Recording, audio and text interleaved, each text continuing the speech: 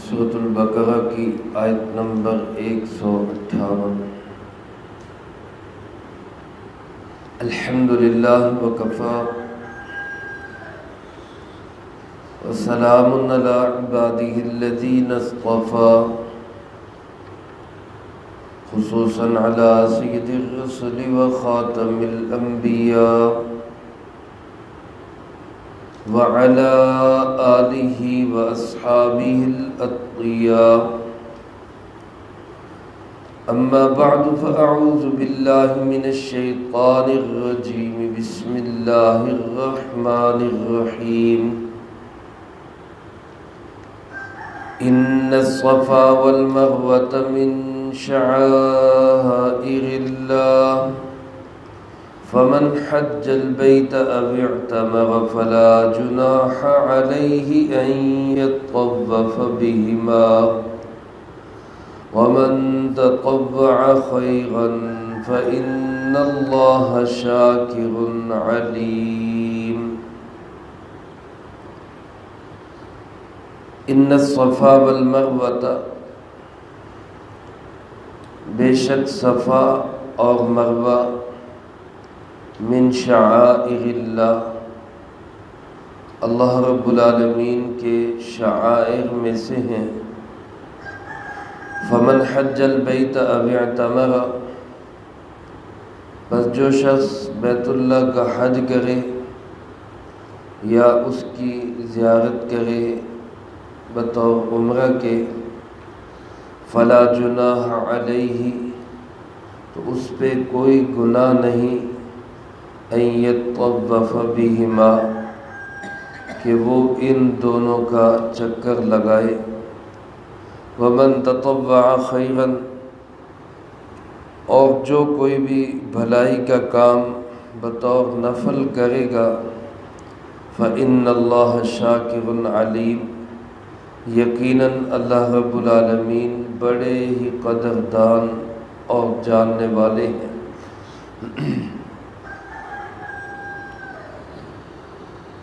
اس سے پہلی آیات مبارکہ میں صبر کا ذکر تھا، شہید کے صبر کا ذکر ہوا۔ اللہ رب العالمین نے آزمائش اور اس پہ پھر صبر کرنے والوں کے مرتبے اور مقام کا تذکرہ کیا۔ مفسرین کرام رحمہم اللہ فرماتے ہیں، اس آیت مبارکہ میں اللہ پاک نے صبر پہ ایک بہت بڑا مقام جو زمانہ ماضی میں کسی کو ملا بطور مثال کے پیش کیا کہ اماں جی ہاجرہ سلام اللہ علیہا اور حضرت سیدنا اسماعیل علی نبینا وعلیہ الصلاۃ والسلام، ان کے صبر کی وجہ سے دو پہاڑیوں کو وہ مقام ملا کہ اللہ پاک نے ان کو اپنے شعائر میں شامل کر لیا۔ صفا اور مروہ من شعائر اللہ، اللہ کے شعائر میں سے ہے۔ یہ جو ان پہاڑیوں کو مقام ملا، یہ اس خاتون اور اس بچے کے صبر کی وجہ سے، تو گویا صبر کرنے والوں کی وجہ سے جگہوں کو بھی مقام ملتا ہے، تو خود صبر کرنے والوں کا مقام کتنا ہوگا، اور ان کو اللہ پاک کتنا بڑا مرتبہ اور کتنی بلند شان عطا فرمائیں گے۔ اس لیے صبر جو ہے یہ انسان کو بلند مقامات تک پہنچانے والا ایک بہترین عمل ہے۔ مفسرین کرام رحمہم اللہ یوں بھی لکھتے ہیں کہ وَإِذِ ابْتَلَىٰ إِبْرَاهِيمَ رَبُّهُ، سورۃ بقرہ کی وہ آیات مبارکہ جو پہلے پارے کے آخر میں ہیں، وہاں سے حضرت سیدنا ابراہیم علیہ السلام کے امتحانات کا تذکرہ شروع ہوا، اور اسی کے نتیجے میں اللہ پاک نے ان کو یہ مقام دیا کہ بیت اللہ کی تعمیر ان سے ہوئی، پھر بیت اللہ کے تذکرے ہوئے، اور آخر میں اللہ پاک نے بتایا کہ بیت اللہ کو تعمیر کرنے والے ابراہیم علیہ السلام اللہ پاک نے ان کی دعاؤں کو ایسی قبولیت دی کہ بیت اللہ میں جگہ جگہ پر، مکہ مکرمہ کے اندر کئی مقامات پر اللہ پاک نے اپنی علامات قرار دے دی۔ چنانچہ علماء نے لکھا ہے کہ اسی بیت اللہ کے ارد گرد بہت سارے مقامات ہیں جو اللہ کی شعائر میں سے ہیں، جیسا کہ بعض حضرات نے لکھا ہے کہ خود بیت اللہ یہ بھی اللہ کے شعائر میں سے ہے۔ اسی طرح اس بیت اللہ کے اندر نماز یہ بھی اللہ کے شعائر میں سے ہے۔ اسی بیت اللہ کا حج یہ بھی اللہ کے شعائر میں سے ہے، اور منا مزدلفہ یہ بھی اللہ کے شعائر میں سے ہے۔ اس طرح گویا بہت سارے مقامات، مقام ابراہیم ہے، اسی طرح اس مسجد حرام میں اذان ہے، یہ سب اللہ کے شعائر میں سے ہے۔ شعائر کس کو کہتے ہیں؟ علماء نے لکھا ہے شعائر شعیرہ کی جمع ہے، اور شعیرہ کہتے ہیں اس علامت اور اس نشانی کو کہ جو اسلام کی مخصوص نشانی ہو، جو کافروں کے اندر نہ پائی جائے۔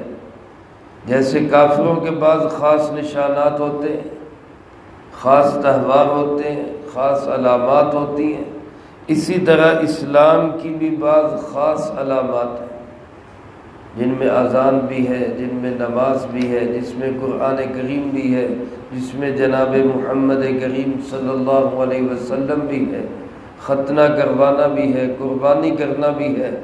یہ بہت ساری چیزیں ہیں جو شعائر اللہ میں شامل ہیں۔ انہی میں سے دو شعائر، ایک صفا ایک مروہ، یہ بیت اللہ کے قریب دو پہاڑیاں تھیں کسی زمانے میں جن کا یہ نام ہے۔ آج کل تو پہاڑیاں ختم ہو گئی، اس کے صرف نشانات باقی ہیں، باقی درمیان میں وادیاں بھی ختم ہو کر سب برآمدہ سا بن گیا ہو۔ دونوں پہاڑیاں ایک برآمدے کے اندر آ گئی۔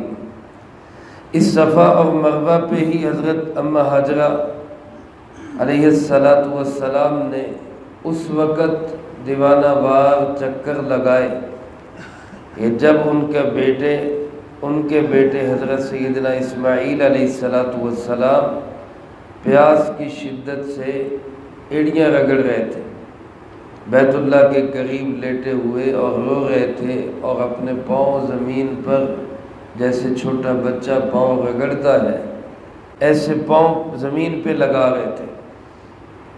پیاس کی شدت ایسی تھی، اماں حاجرہ کی بے قراری اللہ رب العالمین کو ایسی پسند آئی، ایک نعمت تو یہ عطا کی امت مسلمہ کو زمزم جیسا پانی عطا کر دیا، اور ایک نعمت یہ عطا کر دی کہ صفا اور مروہ کے عمل کو ہمیشہ کے لیے ایک عمل بنا دیا۔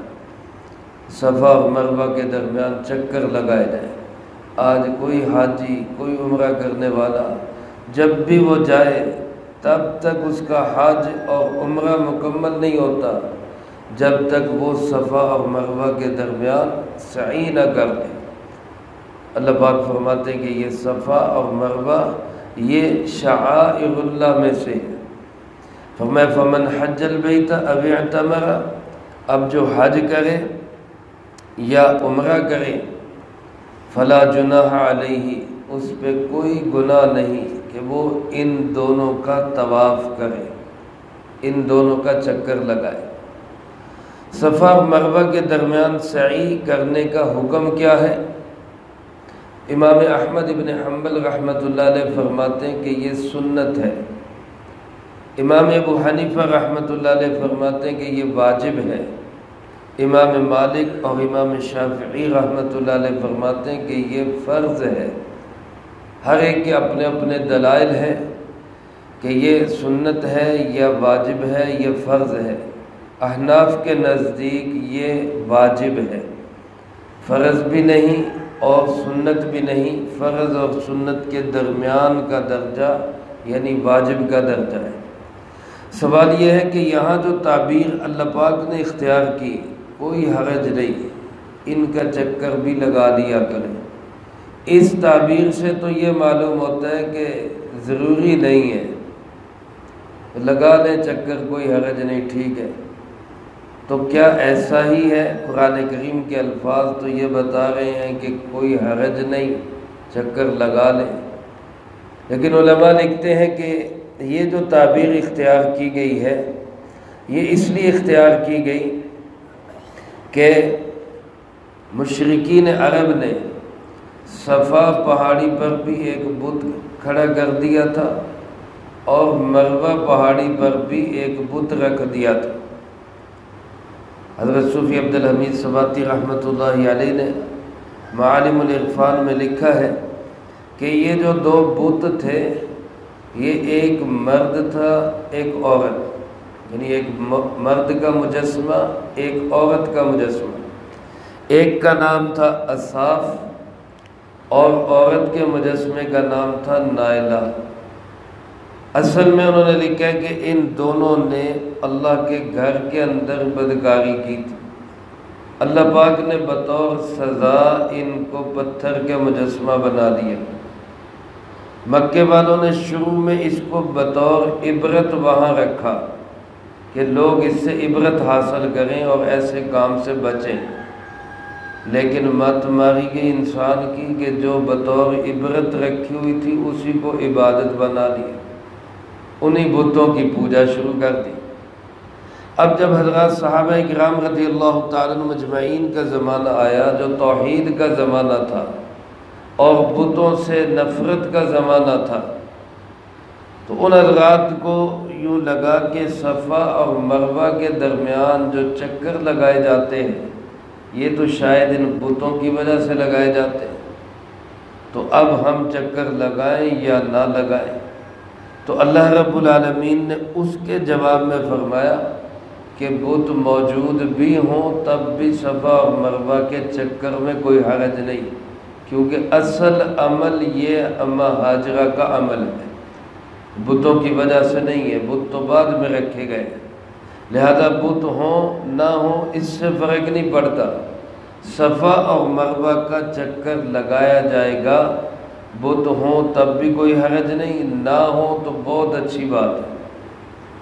علماء نے لکھا ہے کہ یہ ایسے ہی تعبیر ہے جیسے کسی انسان کے کپڑے پہ معمولی سی نجاست لگ جائے جو معاف ہوتی ہے، اب وہ کسی مفتی صاحب سے یا کسی عالم دین سے جا کے مسئلہ پوچھے کہ حضرت میں نے نماز پڑھ لی یا پڑھنا چاہتا ہوں، یہ معمولی سی نجاست لگی ہے، تو وہ کیا کہیں گے کہ اتنی نجاست کے ساتھ نماز پڑھنے میں کوئی حرج نہیں، یعنی کیا مطلب کہ نماز ہو جائے گی؟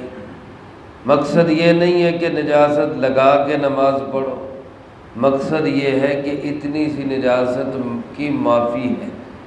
تو جیسے یہاں پر یہ تعبیر اختیار کی جائے گی کوئی حرج نہیں، اسی طرح اللہ پاک نے یہ تعبیر اختیار کی کہ کوئی حرج نہیں، یہ بت پڑے بھی ہوں تب بھی تم جو عمل ہے اس عمل کی یادگار کو زندہ کرو۔ اما جان سیدہ عائشہ صدیقہ رضی اللہ تعالیٰ عنہ سے کسی نے اسی طرح سوال کیا کہ اس تعبیر سے تو معلوم ہوتا ہے لازمی نہیں ہے، تو اما جان نے فرمایا کہ اگر ایسی بات ہوتی تو پھر اللہ پاک یوں فرماتے فلا جناح علیہ اللہ یطوف بہما، کوئی حرج نہیں کہ اگر ان کا طواف نہ بھی کیا جائے تو کوئی مسئلہ نہیں۔ یعنی اگر یہ بتانا مقصود ہوتا کہ طواف کرنا ضروری نہیں ہے پھر اللہ پاک اس انداز سے فرماتے کہ نہ بھی کرو تو کوئی مسئلہ نہیں، لیکن اللہ پاک فرما رہے ہیں کہ کر لو تو کوئی مسئلہ نہیں۔ اس سے معلوم ہوتا ہے کہ طواف کرنا یعنی سعی بین الصفا والمروہ، صفا اور مروہ کا چکر لگانا، ان کے درمیان میں 7 چکر پورے کرنا یہ واجب ہے۔ اللہ پاک ارشاد فرماتے کہ یہ بھی عمل ہونا چاہیے۔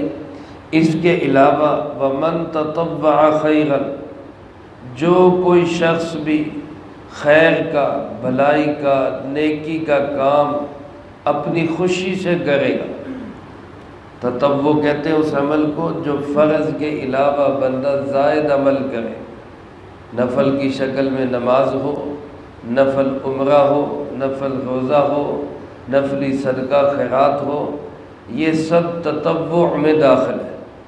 فرمایا جو کوئی اپنی خوشی سے کوئی بھی خیر کا عمل کرے گا فإن اللہ شاکر علیم، اللہ پاک اس کے عمل کی بڑی قدر کرے گا، اللہ پاک اس کے عمل کا بڑا ہی قدردان ہوگا۔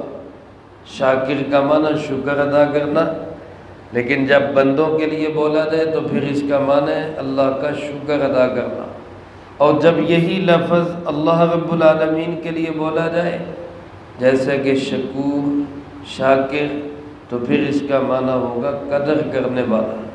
اللہ پاک اپنے بندوں کے چھوٹے سے چھوٹے عمل کی بھی بڑی قدر کرنے والا ہے۔ علیم، اور اللہ پاک علیم بھی ہے کہ وہ جانتا ہے کون بندہ کون سا عمل کس نیت سے کر رہا ہے۔ نام و نمود مقصود ہے، نمائش مقصود ہے، دکھلاوا مقصود ہے، یا اللہ کی رضا مقصود ہے۔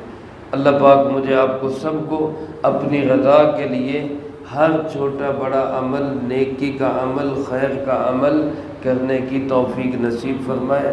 جو کہا سنا اس کو زندگی میں لا کے دوسروں تک پہنچانے کی توفیق عطا فرمائے۔ اللہم انت السلام ومنک السلام، تبارک ربنا وتعالیت یا ذا الجلال والاکرام۔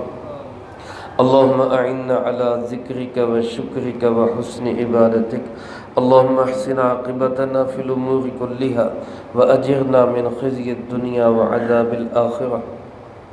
اللہم باقیتا کباقیت الولید، اللہم استر عوراتنا وآمن روعاتنا، اللہم انا نجعل فی نحورہم ونعوذ بک من شرورہم، اللہم اکفنا بحلالک عن حرامک واغننا بفضلک عمن سواک، اللہم اکفنا کل مہم من حیث شئت ومن این شئت، رب اغفر وارحم وانت خیر الراحمین، رب ارحمہما کما ربیانی صغیرا، اللہم ربنا هب لنا من ازواجنا وذریاتنا قرۃ اعین وجعلنا للمتقین اماما، رب اغفر وارحم وانت خیر الراحمین، رب ارحمہما کما ربیانی صغیرا۔ اے مولا کریم، یا اللہ پاک ہم سب کے تمام ٹوٹے پھوٹے اعمال کو قبول فرما۔ یا اللہ پاک جنہوں نے دعاؤں کے لیے کہا یا کہنا چاہتے ہیں یا ان کا ہم پہ حق ہے، اللہ سب کی جائز نیک دلی تمناؤں کو پورا فرما۔ ہمارے محترم رانا شفیق صاحب کے بچوں کے امتحانات ہیں، اللہ ان کو شاندار کامیابیاں نصیب فرما۔ ربنا تقبل منا